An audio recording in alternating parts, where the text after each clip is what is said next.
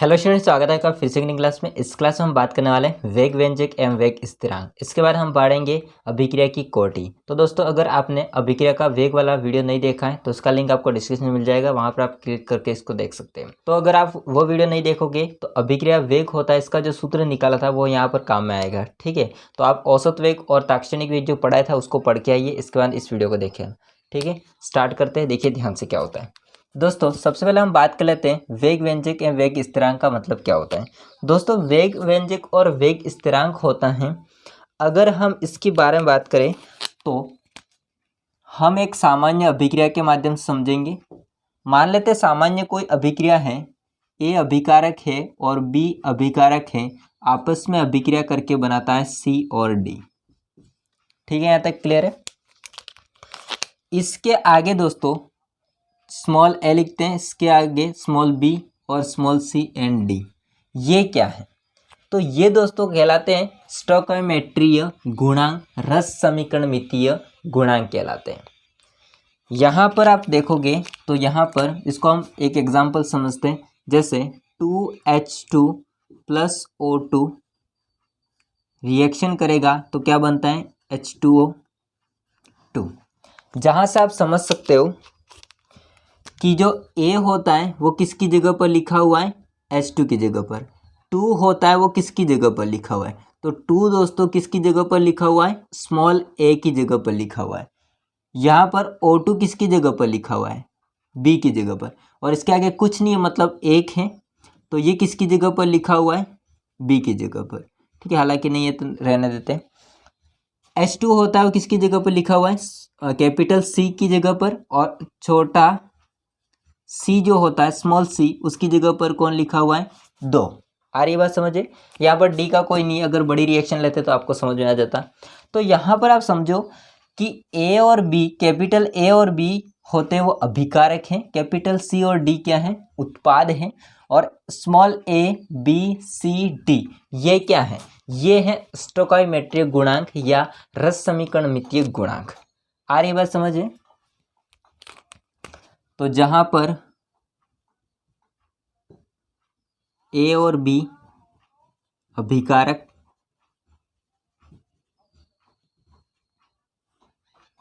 C D उत्पाद,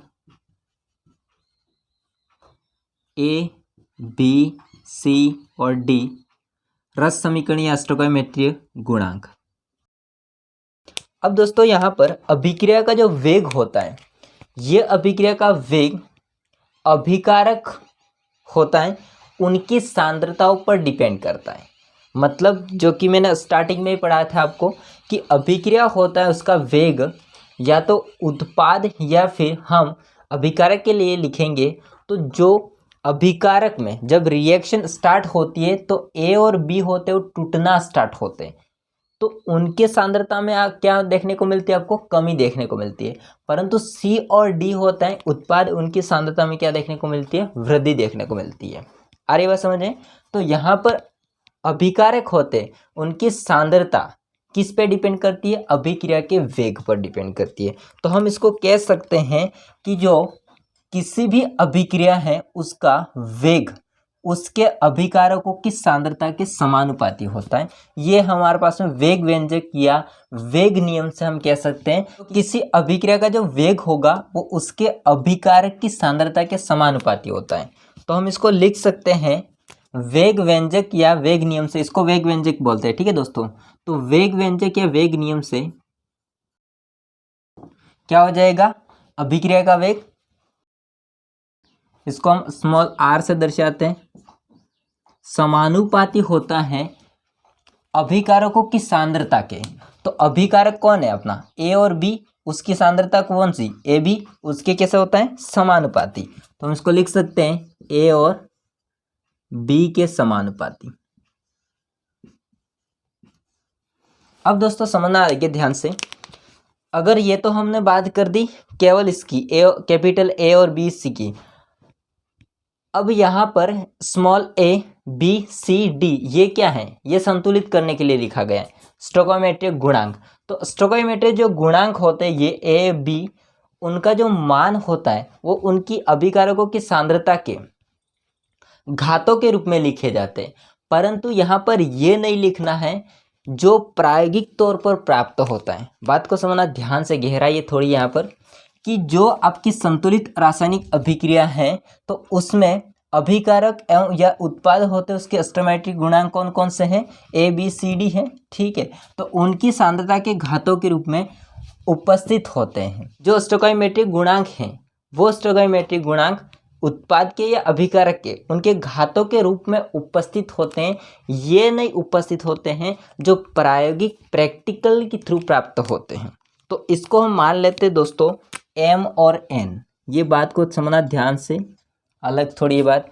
तो जो एम और एन है वो हमको प्रैक्टिकली मान प्राप्त होते हैं, प्रायोगिक तौर पर मान प्राप्त होते हैं। इनके जो मान होते हैं ये ए और बी, यानी कि जो स्टोइकोमेट्रिक गुणांक ए और बी है उसके बराबर हो भी सकते हैं और नहीं भी हो सकते हैं। आ रही बात समझे? तो इस बात को मैं लिखता हूँ नीचे, ये बात ध्यान रखना, नोट बात है, ये इंपॉर्टेंट बात है, ठीक है। तो इनके जो मान होता है एम और एन होते हैं, इसके जो मान होते हैं ये ए बी के बराबर हो भी सकते हैं, नहीं भी हो सकते हैं। इनकी जो गणना होती है दोस्तों वो प्रायोगिक यानी कि प्रैक्टिकल रूप में की जाती है, जो एम और एन होते हैं उनके मान, ठीक है। अब इसको हम आगे चलते हैं। यहाँ से ये समानुपाती का चिन्ह हटेगा तो यहाँ से कोई कांस्टेंट आएगा, ठीक है। आप लोगों को पता है कोई भी अगर समानुपाती का चिन्ह हटता है तो कांस्टेंट आता है, तो हम लिख सकते हैं वेग आर बराबर, यहाँ से कांस्टेंट आएगा के, एस और बी की सांद्रता और उसके घातांक हो जाएंगे एम और एन। आ रही बात समझे दोस्तों? यहाँ पर जो के होता है इसको बोला जाता है वेग स्थिरांक। इसको क्या बोला जाता है? वेग स्थिरांक, रेट कांस्टेंट। आ रही बात समझे? और यही आपका समीकरण है, ध्यान रखना। अब आगे समझते हैं दोस्तों। अगर हम जानते हैं कि कोई भी अभिकारक है, ये अभिकारक उत्पाद में परिवर्तित होता है, अर्थात रिएजेंट होता है, वो रिएजेंट किस में परिवर्तित होता है? प्रोडक्ट में परिवर्तित होता है। तो हमारे पास में आर होता है, उसकी जगह पर कौन है? आर होता है उसकी जगह पर कौन है? इसको लिख सकते हैं, क्योंकि आर होता है उसकी जगह पर है यहाँ पर ए और बी अभिकारक हैं, ए और बी, तो उसको हम लिख सकते हैं ए और बी है। इसको प्लस लिखो तो भी कोई बात नहीं। और दोस्तों यहाँ पर जो भी घातांक है उनका जो योग होता है, इसको करके हम देखते हैं। जो यहाँ पर तथा जो घातांक है उनका योग होता है m और n का योग, ये हम मान लेते हैं n। और यहाँ पर n को कहा जाता है अभिक्रिया की कोटि, n को कहा जाता है अभिक्रिया की कोटि। ये फैक्ट ध्यान रखना। आगे इसको आगे लिखते हैं तो क्या हो जाएगा? वेग बराबर के ए बी की जगह क्या लिख सकते हैं हम? आर, तो ये हो जाएगा आर, और एम प्लस एन क्या है? एन, तो ये हो जाएगा एन। ये फाइनल फॉर्मूला हो जाएगा, ध्यान रखिए इसको। अब हम इसको लिख सकते हैं कि अभिक्रिया कोटि किसे कहते हैं? तो अभिक्रिया की कोटि कहलाती है दोस्तों जो अभिकारक है उनकी सांद्रता है, अभिकारक है उनकी सांद्रता है, उनके घातांकों का योग, उसे हम क्या कहते हैं? अभिक्रिया की कोटि n कहते हैं। ठीक बात है, तो उसको मैं लिखता हूँ, ठीक है। तो इसकी डेफिनेशन है अभिकारकों की सांद्रताओं के घातों का योग अभिक्रिया की कोटि n कहलाती है। दोस्तों ये दो मेन सूत्र, इसको ध्यान रखना। पहला सूत्र ये वाला और सेकंड सूत्र ये वाला, ये हम आगे काम में लेंगे। तो दोस्तों यही था वेग नियम या वेग व्यंजक और वेग स्थिरांक। अब वेग व्यंजक या वेग नियम किसे कहते हैं? तो ये जो कॉम्बिनेशन होता है ये वाला, इसको बोला जाता है वेग व्यंजक, या इसको भी बोल सकते हैं आप लोग। तो इन संपूर्ण को कहा जाता है वेग व्यंजक या वेग नियम। आ रही बात समझिए दोस्तों? अब इसका हम आगे प्रयोग करेंगे। और बाकी वेग स्थिरांक कौन सा है? के। तो के का हम इकाई भी निकालेंगे और इसके लिए हम कोटियों का अलग अलग मात्रक भी निकालेंगे। तो स्क्रीनशॉट ले लीजिए इतना। हाँ, अब हम समझते हैं अभिक्रिया की कोटि, order of reaction. Order of reaction की हालांकि डेफिनेशन बता दी थी, फिर भी बता देता हूँ कि किसी अभिक्रिया के वेग के समीकरण यानी वेग नियम में सभी सांद्रता पदों के घातों का योग होता है, इसको बोलते हैं हम लोग अभिक्रिया की कोटि। ठीक है, वही डेफिनेशन है, बस थोड़ी सी यहाँ पर मॉडिफाई करके लिखा है किताब के हिसाब से। दोस्तों समझिए आगे क्या होता है। हमने अभी 2-3 सूत्र पढ़े हैं, हम जानते हैं वेग नियम से, तो हम लिख सकते हैं वेग नियम से क्या सूत्र पढ़े हैं। पहला सूत्र हमने पढ़ा है वेग r बराबर के ए बी और उसकी पावर हो जाएगी m और n। पहला सूत्र तो ये पढ़ा है हमने। दूसरा सूत्र पढ़ा है वेग r बराबर के, और इन दोनों का कॉम्बिनेशन क्या कहलाता है, रिएजेंट अभिकारक, और इन दोनों का कॉम्बिनेशन क्या कहलाता है, n अभिक्रिया की कोटि। अब दोस्तों हम यहाँ पर वेग स्थिरांक होता है, इसको अकेला करना चाहते हैं, तो अकेला करेंगे तो ये इसको अकेला रहने देंगे, तो आपका r होगा वो किसके नीचे चला जाएगा, वेग के नीचे। तो हम इसको लिख सकते हैं k बराबर वेग स्थिरांक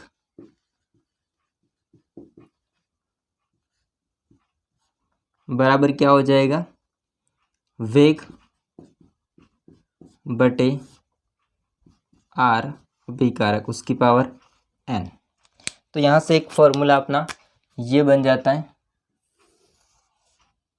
ध्यान रखिए। दोस्तों अभिक्रिया की कोटि होती है, इसको हम समझते हैं। अभिक्रिया की कोटि 0 से स्टार्ट होती है, या इनका मान होता है वो 0 से स्टार्ट होता है, अर्थात हम इसको लिख सकते हैं 0, 1, 2, 3, अथवा दोस्तों भिन्नात्मक भी हो सकता है। भिन्नात्मक मतलब 1/2, 3/2 इस प्रकार से, तो भिन्नात्मक भी हो सकता है। यदि हम मान लेते हैं n बराबर हो 0, तो यदि हम मान लेते हैं n बराबर 1 हो, तो यदि हम मान लेते हैं n बराबर 2 हो, तो क्योंकि n क्या है, n हमारे पास में अभिक्रिया की कोटि है, तो इनका जो मान होता है वो 0 से स्टार्ट होता है। तो हम इसको लिख सकते हैं कि यदि n बराबर 0 हो तो किस प्रकार की कोटि अभिक्रिया होगी, n बराबर 1 हो तो किस प्रकार की अभिक्रिया कोटि होगी। तो दोस्तों 0 पर जो अभिक्रिया की कोटि कहलाती है उसको कहा जाता है शून्य अभिक्रिया की कोटि। जब n बराबर 1 मान हो तो हम इसको कह सकते हैं प्रथम कोटि की अभिक्रियाएं, और 2 हो तो द्वितीय कोटि की अभिक्रियाएं। अब दोस्तों हम वेग स्थिरांक की इकाई निकालते हैं इस सूत्र के माध्यम से। ठीक है दोस्तों, इसी सूत्र को हम काम में लेते हैं। अब दोस्तों वेग जो होता है इसका अपना एक फॉर्मूला होता है, जो कि मैंने स्टार्टिंग में आपको बताया था, लेक्चर नंबर 1 मैंने पढ़ा दिया है। ठीक है, तो इसका औसत वेग होता है, इसको मैंने एक सूत्र बताया था, क्योंकि वेग का अपना एक सूत्र होता है अभिकारक की सांद्रता में परिवर्तन बटे परिवर्तन में लगा समय। इसको हम लिख सकते हैं आराम से, अभिकारक की सांद्रता, तो इसको हम लिख सकते हैं सांद्रता अपॉन समय। दोस्तों सांद्रता होता है, इसका अपना एक सूत्र होता है या इकाई होती है, जो कि होगा मोल प्रति लीटर।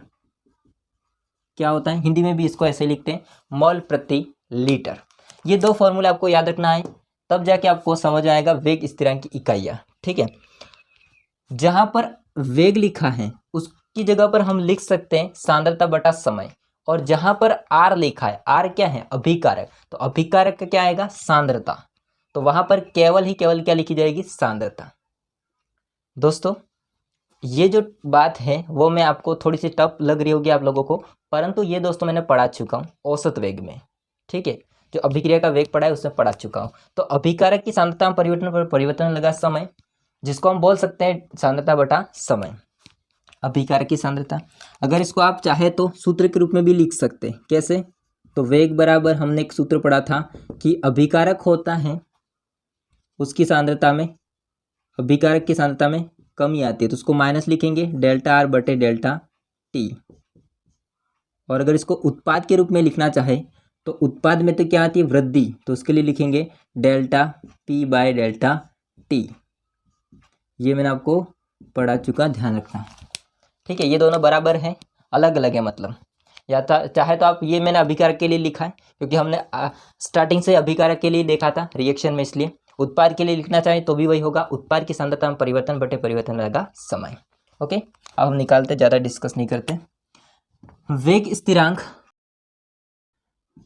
के बराबर दोस्तों होगा क्या? वेग की जगह पर हम क्या लिखेंगे? वेग की जगह पर हम लिखेंगे सांद्रता बटा समय। तो इसकी जगह पर हम लिखेंगे सांद्रता बटा समय। आ रही बात समझे? और नीचे क्या है? आर। आर का मतलब क्या होता है? अभिकारक। ठीक है, आर का मतलब अभिकारक है, और अभिकारक के लिए क्या हो जाएगा? अभिकारक की सांद्रता, सांद्रता केवल आएगा। अब समय मत कर देना नीचे बटे में, क्योंकि केवल अभिकारक की बात हो रही है, न कि वेग की बात हो रही है। आ रही बात समझे? तो नीचे आ जाएगा दोस्तों सांद्रता, और सांद्रता की पावर क्या है हमारे पास में? एन।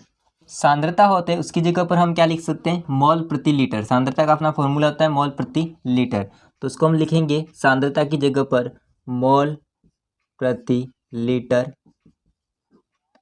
दूसरी बात, समय होता है, इसका क्या मात्रक होता है? सेकेंड, तो नीचे आ जाएगा सेकेंड। ओके, और फिर सांद्रता का फिर फॉर्मूला क्या होगा? मोल प्रति लीटर, तो ये नीचे आ जाएगा सबसे मोल प्रति लीटर, और ये ऐसा होता नहीं है, ऊपर नीचे, और इसकी पावर क्या है? एन। अब दोस्तों ये होता है वो सबसे ऊपर चला जाएगा, ऐसा कैसा? और सेकंड होता है वो चला जाएगा लीटर के पास में। ठीक है, तो इसको हम आगे लिखते हैं। अब आगे जगह है नहीं, इधर ही करना पड़ेगा, तो आप इतना स्क्रीनशॉट ले लो एक बार। अब दोस्तों हम इसको लिखते हैं, समझो ध्यान से। यहाँ पर हो जाएगा मोल प्रति लीटर। अब सबसे नीचे वाला लिख रहा हूँ, ठीक है, तो ये हो जाएगा मोल प्रति लीटर, परंतु ये ऊपर गया है तो माइनस एन हो जाएगा। सेकेंड होगा ये बीच वाला, ये ऊपर जाएगा तो हो जाएगा सेकेंड माइनस वन। इनको हम लिख सकते हैं दोस्तों, समझना ध्यान से, इनको हम लिख सकते हैं मोल प्रति लीटर 1 माइनस एन। ठीक है, ये एक माना जाएगा, कॉमन निकल जाएगा तो 1 माइनस एन, और सेकेंड माइनस वन। तो ये होता है दोस्तों वेग स्थिरांक, अर्थात आपका जो के होता है इसका व्यापक संबंध, या हम बोल सकते हैं मात्रक। आ रही बात समझे?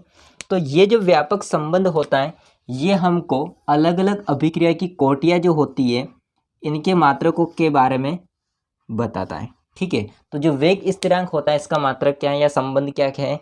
मोल प्रति litre 1 minus n second minus one प्रति सेकेंड। ठीक है, तो ये जो व्यापक संबंध होता है वो अलग अलग अभिक्रिया की कोटियाँ होते हैं, उनके मात्रकों को ज्ञात किया जाता है। तो अब हम इसी को समझते हैं। इसकी डेफिनेशन है, यह एक व्यापक संबंध है जिसे किसी भी कोटि की अभिक्रिया है उसके लिए वेग स्थिरांक के मात्रक निर्धारित किए जा सकते हैं। सबसे पहले हम बात करेंगे शून्य कोटि अभिक्रिया का मात्रक। दोस्तों शून्य कोटि की अभिक्रिया का मात्रक हम इसी के माध्यम से निकालेंगे। शून्य कोटि के लिए n का मान कितना होता है आप लोग जानते ही हैं। n का मान कितना होता है? यदि n का मान यहाँ पर 0 है, अब दोस्तों इसको लिख सकते हैं हम k0 की लिखेंगे क्योंकि इसका मान कितना है? 0 है। तो यहाँ पर हो जाएगा k0 बराबर मोल प्रति लीटर, सब इसी सूत्र से ही निकलेगा, ध्यान रखना ये सूत्र मेन इंपॉर्टेंट है। यहाँ पर हो जाएगा 1, अब 1 माइनस n का मान कितना है? 0, तो यहाँ पर हो जाएगा 0 और सेकेंड माइनस वन। दोस्तों यहाँ पर 1 माइनस 0 तो क्या बचेगा? 1 ही बचेगा, तो इसका जो मात्रक होगा वो वही रहेगा मोल। अब इसको हम लिख सकते हैं ऊपर, तो लीटर के लिए लिखेंगे -1 और सेकेंड के लिए लिखेंगे -1। ठीक है, तो मोल प्रति लीटर सेकेंड, ये किसके लिए हो जाएगा? शून्य कोटि अभिक्रिया के लिए वेग स्थिरांक का मात्रक, वेग स्थिरांक का मान, या फिर हम कह सकते हैं शून्य कोटि की अभिक्रिया उसका मात्रक क्या हो जाएगा? मोल प्रति लीटर। कुछ नहीं करना है, n का मान 0 है तो हम लिखेंगे मोल प्रति लीटर 1 माइनस एन, एन का मान कितना है 0, 1 माइनस 0 कितना हो जाएगा 1, तो वो बचेगा पूरा का पूरा मोल प्रति, नीचे है तो ऊपर जाएगा तो -1, ठीक है। और सेकेंड आ रही बात समझे। आगे हम देखते हैं, मैं इसको मिटा रहा हूँ। सेकेंड हम देखेंगे प्रथम कोटि के लिए। इसके लिए समझो, इसके लिए एन का मान कितना हो जाएगा 1, अर्थात हम इसको लिख सकते हैं K1 बराबर मोल प्रति लीटर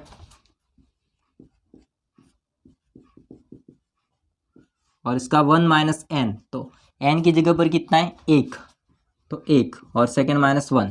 दोस्तों यहाँ पर ध्यान से समझो, 1 माइनस 1 0 हो जाएगा, किसी की घात 0 होती है, इसका मान होता है 1, तो हम इसको लिख सकते हैं कि मोल प्रति जो लीटर है उसकी घात कितनी है 0, तो इसका मान कितना हो जाएगा 1, तो 1 को लिखने की जरूरत नहीं है। तो K1 का जो मात्रक निकल के आएगा वो कितना बचेगा, ओनली फॉर प्रति सेकंड, इसको बोलेंगे प्रति सेकंड। तो जो प्रथम कोटि होती है उसका मात्रक क्या हो जाएगा, प्रति सेकंड, एस का मतलब होता है सेकंड। अब हम बात करते हैं द्वितीय कोटि के लिए। इसके लिए एन का मान कितना हो जाएगा 2। अब दोस्तों आप एक बार इतना स्क्रीनशॉट ले लीजिए, इसको मिटा रहा हूं मैं नीचे वाले को, यही लिखना है हमको। अब क्या हो जाएगा द्वितीय के लिए K2 बराबर हो जाएगा मोल प्रति लीटर 1 माइनस एन की जगह पर कितना है 2 प्रति सेकेंड, 1 माइनस 2, तो इसमें 2 बड़ा है तो माइनस का बचेगा, माइनस का 1 बचेगा, ठीक है। तो इसको लिख सकते हैं हम मोल प्रति लीटर 1 हो जाएगा माइनस का और सेकेंड। अब दोस्तों यहाँ पर -1, इसका मतलब होता है उल्टा मतलब क्या, लीटर ऊपर होगा और मोल नीचे आ जाएगा, तो लास्ट हो जाएगा क्या, तो K2 का लास्ट फॉर्मूला हम लिख देंगे लीटर ऊपर, तो उसको हम लिख देंगे लीटर, और मोल नीचे तो उसको ऊपर लिखने के लिए हम क्या करेंगे -1 लिखेंगे, ठीक है। और सेकेंड -1 अपने आप है, तो इसका जो मात्रक निकल के आएगा द्वितीय कोटि क्या वो कितना आ जाएगा, प्रथम जो शून्य कोटि होते इसका उल्टा, मतलब मोल प्रति लीटर सेकंड था तो इसका क्या हो जाएगा लीटर प्रति मोल सेकंड हो जाएगा। अब ये कैसे किया तो समझो इसको ध्यान से, किसी के अंदर कंफ्यूजन रहेगा। देखो इसको ऐसे किया हमने लीटर बटे मोल, अब इसका मान कितना हो जाएगा प्लस का 1, ठीक है, और सेकंड का -1 ही था, तो लीटर प्रति मोल सेकंड। आ रही बात समझे। तो दोस्तों आज की क्लास में यही था, हमने पढ़ा वेग व्यंजक, वेग स्थिरांक, और इसके बाद हमने पढ़ा अभिक्रिया की कोटि। अब जो अभिक्रिया की जो कोटि के 3 प्रकार हैं उसके जो समीकरण आगे निकलेंगे वो हम नेक्स्ट वीडियो में पढ़ेंगे। बाकी यहाँ पर कुछ डाउट है तो कमेंट करके बताइएगा। वीडियो अच्छा लगा तो लाइक कीजिए, चैनल को सब्सक्राइब नहीं कर देना, अपने दोस्तों में जरूर शेयर कीजिए। दोस्तों मिलते हैं नेक्स्ट वीडियो में, तब तक के लिए जय हिंद, वंदे मातरम। स्क्रीनशॉट ले लेना।